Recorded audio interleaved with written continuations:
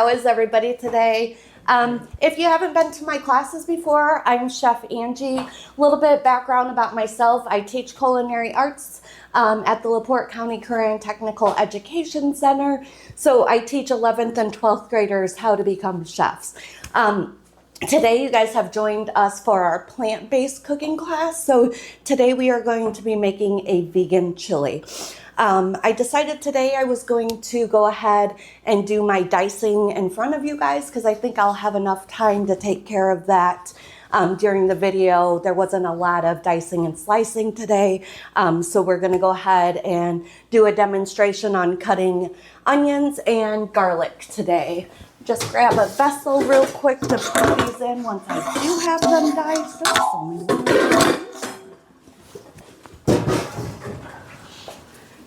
And that'll work for the garlic. All right, first I'm gonna go ahead and slice up my onion. Garlic kind of makes a little bit more of a mess on your board, so I'm gonna go ahead and slice the onion. So today we need to dice our onion into kind of a medium dice. We don't want it too big, we don't want it too small. We are making a soup or stew, I don't know which you like to call chili, but today that's what we'll be making. So we want to have it to where when it cooks in your chili, you are able to get it on the spoon with the rest of the things. You don't want to have huge chunks that will not be palatable during your eating experience. So when you're cutting onions, the first thing you want to do is cut off what we call the head of the onion. That will be discarded. Let me move my garbage can a little bit closer here without physically touching it so I don't contaminate my hands again. Then if you're going to do a dice on an onion, you're going to want to go ahead and cut that onion right in half. Once you have it in half, you want to leave the root end on your onion. It makes it easier for you to be able to dice this onion down. So we're going to go ahead and get the peel off. When you're peeling an onion, you have to take more than that top layer off. If you don't peel off that top 2 layers of your onion, you will get what I call kind of like a papery layer of an onion that just is not palatable when you go to eat. It's going to become very chewy and funky and that sort of thing. So you always want to do at least 2 layers of your onion. Once in a while, if you have an onion that's a little more stubborn, you might need to do an extra layer of the onion. So next thing you're going to want to do is what we call scoring our onion. So scoring your onion is simply making slices into your onion to get it ready to be diced down. Score it. Not the best with measurements, but I want to say no more than 1/4 of an inch when you're doing a medium dice. Once you get your onion scored, you're going to go ahead and dice through it. And this will give you a nice even dice on your onion. When you are cooking, you want to make sure that when you're dicing and slicing things that you're getting a pretty consistent, even dice on things. That helps you in your cooking process. If you had a chunk of onion this big and a chunk this small, this one's going to be done way before the other onion, and then it's going to get soggy and just not the best product for your chili. So again, we'll do the same thing with this onion. Not slicing through the root, you're just slicing to the root, and that root will stay intact during the whole thing.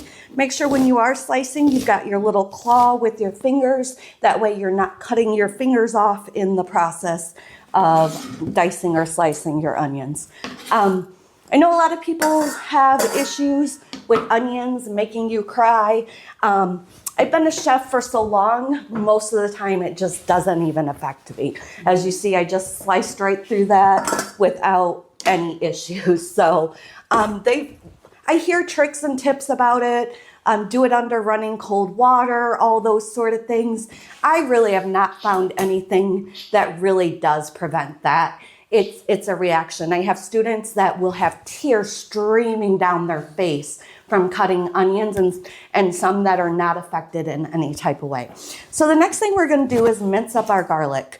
When you are using whole bulbs of garlic, the thing that comes all together, that's called a bulb. And then these little individual pieces are your cloves of garlic. So I've seen that happen before, where I've told someone to go get a clove of garlic, or like we needed 12 cloves of garlic. They came out with 12 bulbs of garlic. So I just like to tell people the difference between a clove and a bulb, so that if your recipe calls for a bulb or a clove, you know the difference. The easiest way to peel garlic is simply taking your knife and smushing it. Your peel will come right off, and you've got your clove of garlic there. Some people will sit here and try to, get their fingers in there and peel it. But especially if you're not needing it in its whole state, the easiest way is just to smush that little clove there, and you got your peel coming right off. Smushed it a little bit more, but it's okay, because we are going to mince this on down. It's going to be very fine when we are finished.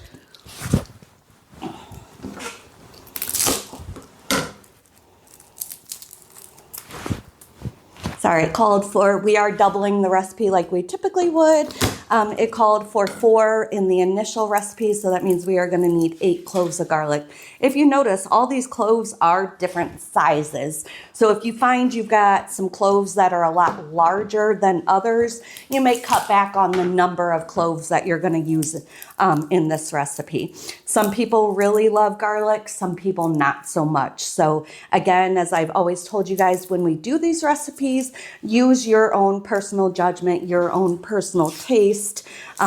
If you are not big on garlic, you can reduce the amount of garlic, or you could eliminate the garlic altogether in this recipe. I personally would not, because I love garlic, but some people just do not like garlic whatsoever. Some people actually are allergic to garlic. I've heard that in my life as a both chef and server, so it is a possibility that people could be allergic to garlic as well. So that if that's you, then just go ahead and not use the garlic. All right, so we've got all our cloves of garlic ready. I'm just gonna wash my hands. Why double the recipe? So the reason we double the recipe is so that all of our guests will get a chance to enjoy. Sometimes when we have our classes, we have 2 people here, and sometimes we have 20 people here. So not knowing what to expect with the attendance for our classes, that's why we're doubling our recipe, just simply so we have enough for everybody that is in the building to enjoy the dish that we are making. All right, so we are going to mince down our garlic. Mincing your garlic, you're going to use what I call the rocking boat method. You're just going to keep on going through that garlic. You clean off your knife, you get it back together, and you go through it again until it is very fine, small mince.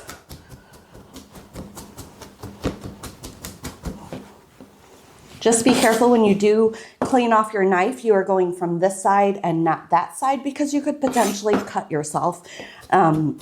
You always want to think about knife safety. No matter what you're doing in the kitchen, you don't want to injure yourself and then not be able to finish your meal because you've hurt yourself and have to attend to a wound. All right, so that looks pretty good of a mince. I'm just going to transfer it here to this vessel to hang out until we are ready for it in our recipe.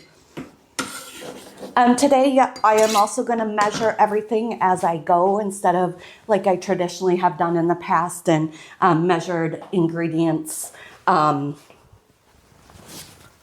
beforehand. So again, wash my hands. Garlic gets a little sticky feeling sometimes.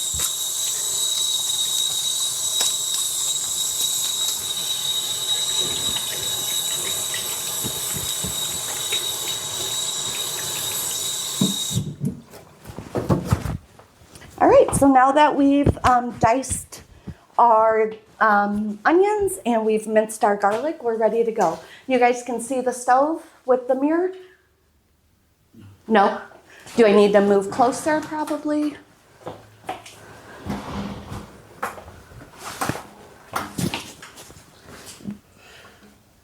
Up or down?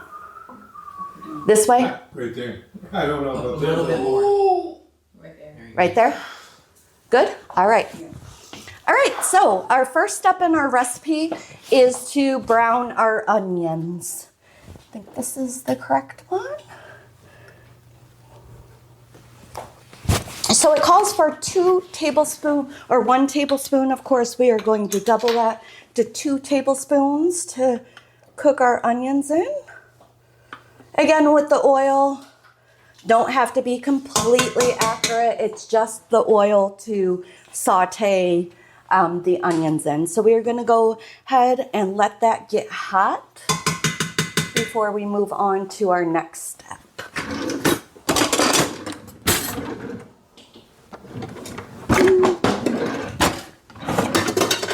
I'm trying to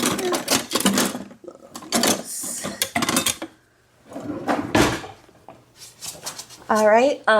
Of course, when we use that induction stove, things get hotter a lot quicker. So it'll take me a few more moments for the oil to get hot than it would if we were using our induction stove today. So I'm just going to wait patiently.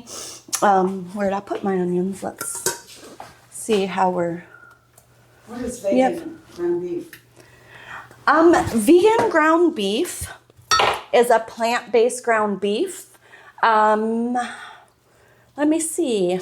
Brown rice is the main ingredient in this. Okay. So brown rice, red lentils,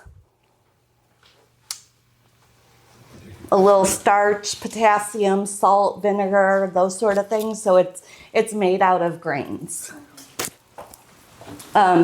Very easy to find, Walmart, those sort of things.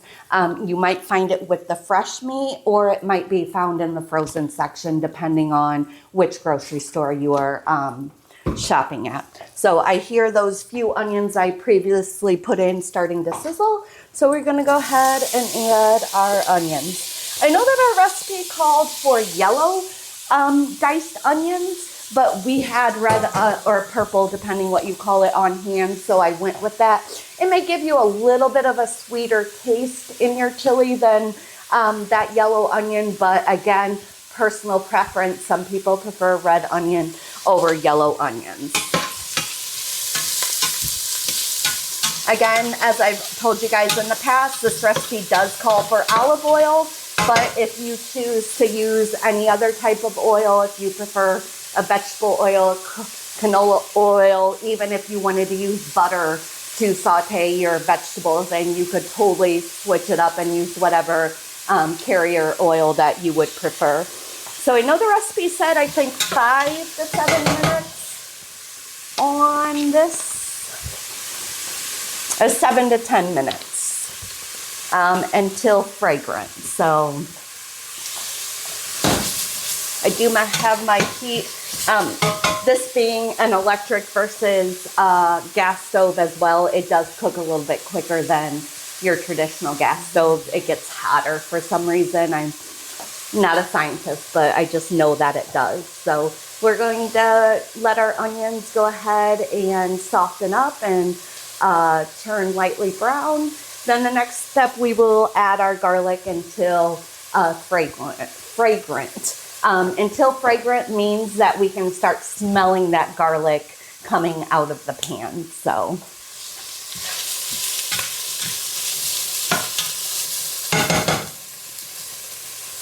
anybody have any questions so far about the recipe that we're doing while we're waiting on our onions to get happy over here? You did a good job. Thank you. Did everybody have good holidays and all the things? Oh, yeah. Good start to the new year. That's good. Yeah, I'm glad it's over. I personally got sick right before Christmas, and I didn't have a tree up or anything. My tree didn't even go up till Christmas Eve. All presents got wrapped because that's when I finally started feeling better, because my intention was to do it the weekend after school let out. And then I got sick and I just did not feel like doing anything. So I'm happy I'm feeling better now.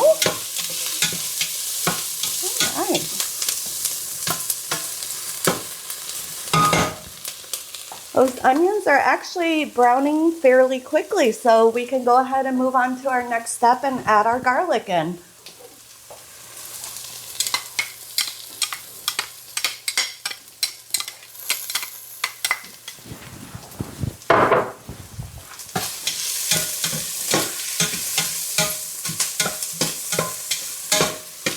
I don't know if you guys can see in the pan that the onions are starting to brown. I'm not sure if we can see that on our mirror or not, but again, we won't cook this too long with the garlic. We are just trying to get the flavor to start coming out of that garlic.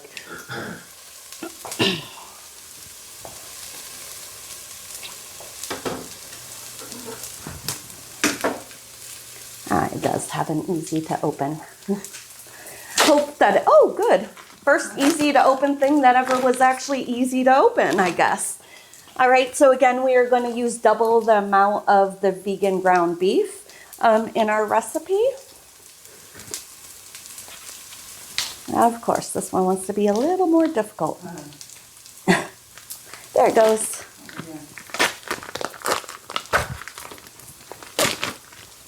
I'm going to adjust our temperature a little bit lower when we go to add this ground beef, or vegan ground beef, I guess I should call it. All right, so next step is to get that into our pan. Is that sliced like sandwich meat? You said what? Is that sliced like sandwich meat? It looked like it. No, it's like a ground. As you see, when I go to break it up, it is literally like a, I hate to say, like a cat food consistency is kind of what, I hate to say it like that, but that's kind of the consistency of this vegan ground beef.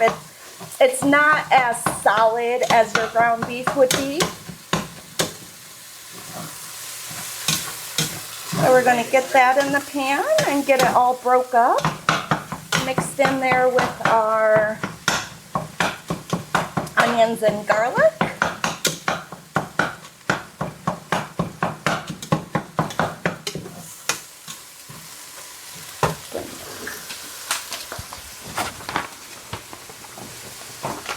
All right, so we are going to be cooking this until the ground beef is brown. I keep calling it ground beef. I know it's not ground beef. Forgive me if I'm keep calling it what it's not. Again, we are at a plant-based class, so it is not actual ground beef. So once we do that, then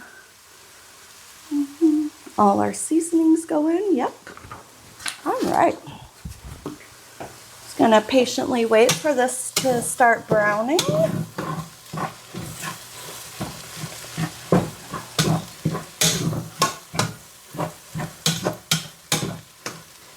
I mean, honestly speaking, if I didn't put this into the pan knowing it was vegan ground beef, if I walked up to this pan, I probably wouldn't even know the difference by looking at it. How does it smell? I don't get a ground beef smell. All I really can smell is the onion and garlic right now being over this pot. So it must not smell bad because